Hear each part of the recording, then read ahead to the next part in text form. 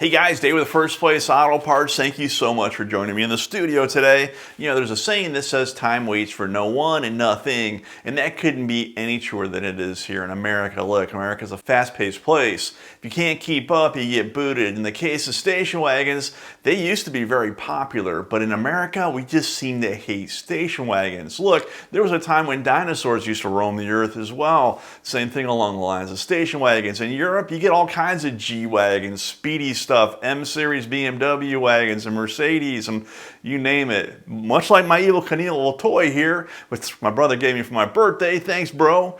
There's all things that fall out of favor in favor of newer things. And today we have some vehicles that replace the station wagons, but why in particular does Americans and America dislike station wagons so much? So guys, today stay tuned to the video. We're going to delve into that subject just a little bit to better understand why wagons fell out of favor and what replaced them. So guys, today we're talking station wagons.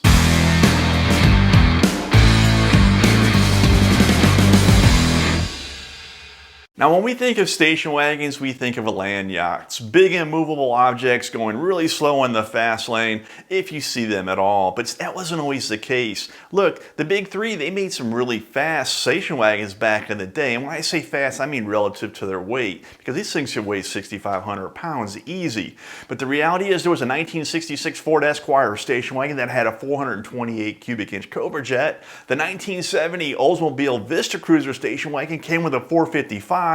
And most recently, the 2012 Cadillac CTS-V had a supercharged Corvette engine in it, and that thing would absolutely fly. So why did station wagons fall out of grace with the American buying public? And the reality is, station wagons were limited. When you think about a station wagon, it was just an outgrowth of what was a common sedan at that point in time. Essentially what the manufacturers did is they lengthened them a little bit and covered the back. It gave you some additional seats. But the reality is it was geared around families, and families, they changed. And it was because of that family structure change that the station wagon ultimately went away. And what replaced it was what we commonly call now as a small SUV. Look, as individuals, we got bigger. Families got larger. Look, it used to be that a family would have one or two kids and we all weighed 135 to 150 pounds, and that's just not the case anymore.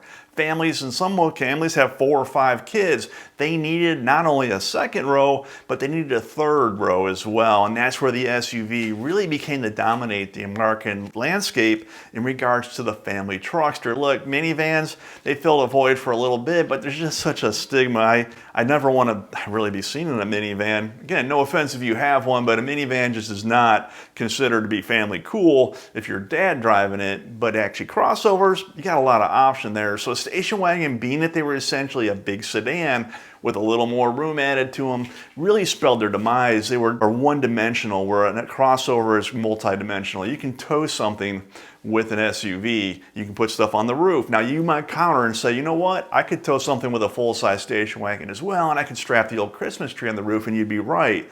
But the reality is it just had a look to it. It was big and imposing. It had terrible gas mileage. And the stuff that we take with us nowadays on vacations requires more room than the back of a station wagon could ever hope to put inside. It just cannot compete with the crossover SUV. Now, in the United States, station wagons have all gone the way of the dodo bird, and you might still find around some Subarus that has held up that bastion of station wagonism. And you got to be honest, that most of your Subaru drivers that are station wagons do it in spite of other people instead of because of other people. They like to be a little different. They enjoy the utilitarian of it, but don't want a full-size SUV. That's where station wagons fall in.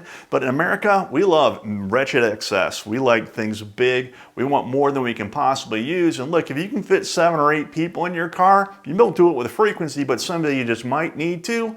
Those crossover SUVs are going to be far better than a station wagon. And that's really ultimately why the demise of the station wagon in the United States. Look, it fell out of favor not only by design and by looks, but by capacity and ability. It just wasn't capable anymore to haul around the modern family and all their stuff. And that's the interesting thing when you compare the United States versus any place in Europe. Look, in Europe, you still get BMWs and Mercedes and Volvo wagons, and quite honestly, some of those things are e-tickets. They put a lot of effort into station wagons, but they look at things a little differently. Here in America, we just want big. Look around you, you see lifted trucks and bigger SUVs.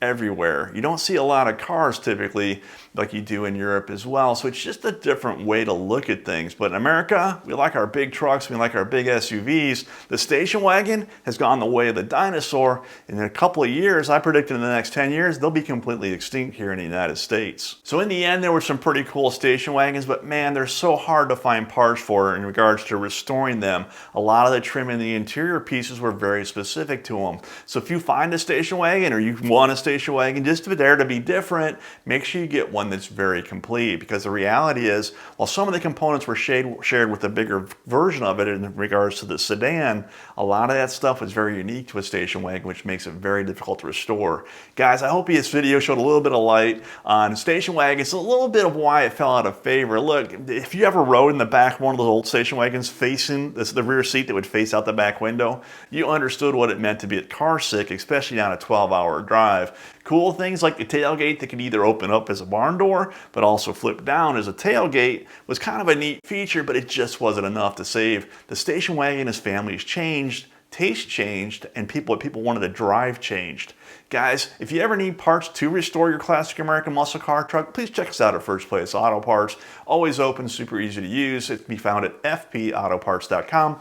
There we have everything you need to restore your classic American muscle car truck, make it go faster or make it stop harder. And until next time, keep the hammer down and keep it between the guardrails.